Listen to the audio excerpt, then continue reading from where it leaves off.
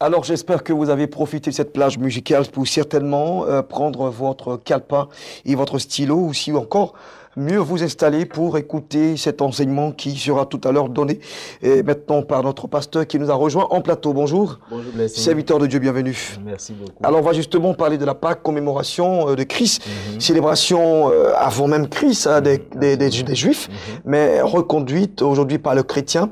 Il y a certainement une portée spirituelle à retenir dans cette célébration. Oui, absolument. Il y a vraiment une portée spirituelle, mais avant de comprendre la portée spirituelle, il faut en percevoir la leçon. La leçon, c'est que le Seigneur devrait délivrer son peuple d'Égypte, de la main du Pharaon qui était en esclavage. Et le Seigneur dit aux enfants d'Israël de se préparer d'une certaine façon.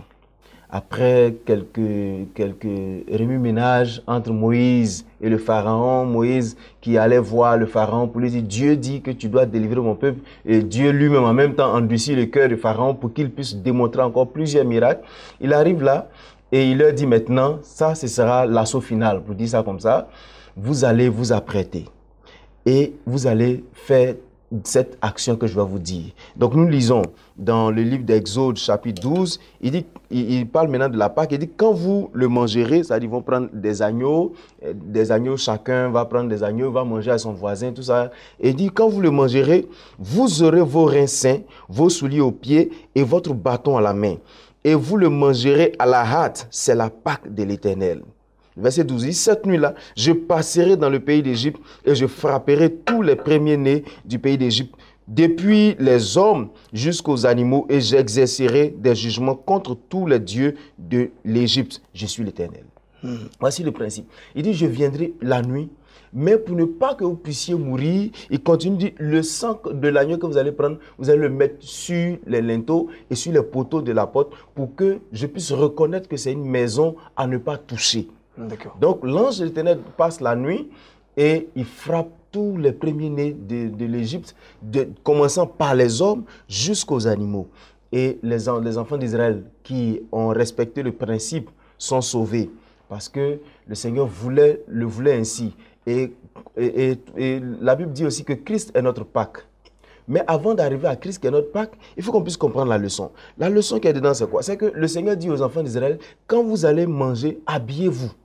Soyez prêts. Parce que je ne vous trouve pas en train de somnoler, en train de plaisanter. Soyez prêts. Ayez vos reins sains, mettez vos ceintures, portez vos chaussures, habillez-vous, soyez prêts quand vous allez manger la Pâque. Et puis il dit la période. Il dit c'est la nuit. Autrement, il faut veiller. Hein? Il faut veiller. Il faut attendre. Voilà, il faut attendre. Parce que si vous trouvez en train de dormir, là, ce sera une autre chose. Parce que si vous dit partez, vous savez, quand tu es en train de dormir profondément, quand quelqu'un te dit va, il faut que tu te retrouves d'abord. Mais il dit, ne vous laissez pas distraire par quoi que ce soit. La période, ce sera la nuit. Et la nuit, même si le sommeil te prend, tu dois t'habiller et attendre le signal. Et puis, il dit, il y a une conséquence. La conséquence, c'est que je vais exercer mon jugement sur tous ceux qui n'auront pas respecté ce principe. Moi, je ne voudrais pas que cette année, les gens fêtent la Pâque comme juste une fête de réjouissance. Ça n'a aucune signification, juste des retrouvailles comme mes parents baoulés. Aujourd'hui, on dit Pâques et nous. En fait, ça signifie en Pâques. Mais en Pâques, quand vous retrouvez, qu'est-ce que vous faites? Qu'est-ce que ça signifie pour vous? Ça signifie juste des retrouvailles, sans aucune signification spirituelle. C'est pourquoi il dit, si vous n'avez pas perçu la leçon, vous n'allez pas comprendre la portée spirituelle. Il faut que le chrétien comprenne que c'est une période dans laquelle nous devons être prêts à attendre Jésus-Christ, prêt à attendre la venue de Christ qui va exercer son jugement dans une période inattendue. La nuit peut représenter une période à laquelle on ne s'attend pas, pardon. Et une période difficile, une période sombre, une période dans laquelle les gens sont tentés d'abandonner. Mais dit, apprêtez-vous, ayez vos reins sains, ne soyez pas distraits, concentrez-vous, faites ce que je vous ai dit. Est-ce qu'aujourd'hui, chaque chrétien est sûr qu'il a reçu le sang de Christ dans sa vie, est sûr que le sang de Christ le protège, la mort de Christ peut le protéger? Parce que si la Bible dit Christ est notre pacte, c'est-à-dire pacte, pardon, c'est que Christ est l'agneau qui ôte le péché du monde, comme Jean pouvait le dire. Mais est-ce que le chrétien qui va fêter la Pâque se met dans une bonne disposition pour dire, si Jésus vient maintenant, je sais que je vais échapper à la mort parce que j'aurai la vie? Est-ce que le chrétien pourra comprendre cela comme ça? Et est-ce que le chrétien comprend la période dans laquelle il se trouve aujourd'hui? Aujourd'hui, tout le monde dit c'est dur, c'est dur, c'est dur. Et moi, j'ai l'habitude de dire aux gens, je vais vous annoncer une mauvaise nouvelle. Ce ne sera pas toujours facile. Parce que la Bible a déjà dit, dans les derniers jours, il y a des temps difficiles. Et les temps difficiles se présentent déjà. Mais le Seigneur nous donne la capacité, non, une Pâque, c'est-à-dire une garantie que malgré la difficulté du temps, il y aura toujours une solution pour nous.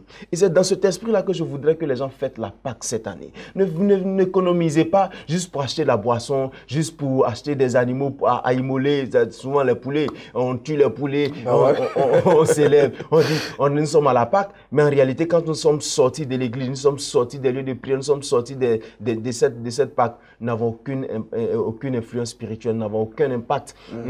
C'est-à-dire, c'est comme si le lendemain est un jour ordinaire, comme tout autre. Souvent même, nous avons tellement abusé de l'alcool qu'on a du mal à se réveiller le lendemain. Et pour vous, ça devait être justement un examen de conscience, absolument. Un temps de mea culpa, c'est cela? Oui, absolument. Et surtout, un temps d'éveil spirituel, pour être sûr que si aujourd'hui Jésus-Christ apparaît, je ne vais pas vivre dans la mort, mais je vais avoir la vie, cette vie que chacun cherche. Il faut que chacun réfléchisse. Parce que, imaginez-vous que le Seigneur, quand il a dit aux enfants, mettez le sang sur les linteaux, sur les portes, sur les poteaux, pardon, et puis ils sont là, ils ne réagissent pas. Parce qu'aujourd'hui, il y a des gens, quand on leur dit Jésus revient, oh, il faut laisser, Jésus là, il revient toujours, il revient toujours. Même à l'église, les gens le disent. Aujourd'hui, quand on leur dit, préparez-vous, consacrez votre cœur au Seigneur. Il dit, on ne s'est même pas encore marié, c'est affaire de consacrer. On s'est consacré, c'est le temps de partir à l'église, ça ne s'est pas consacré. Je vous dis, le nombre d'années faites dans une église ne détermine pas la conscience spirituelle que nous avons, ne détermine pas le niveau spirituel que nous avons. Aujourd'hui, il y a des gens qui se tapent la poitrine, oh, moi, ça fait 15 ans que je suis à l'église, moi, je connais tel pasteur. Le fait d'avoir ton numéro, ton téléphone, garni de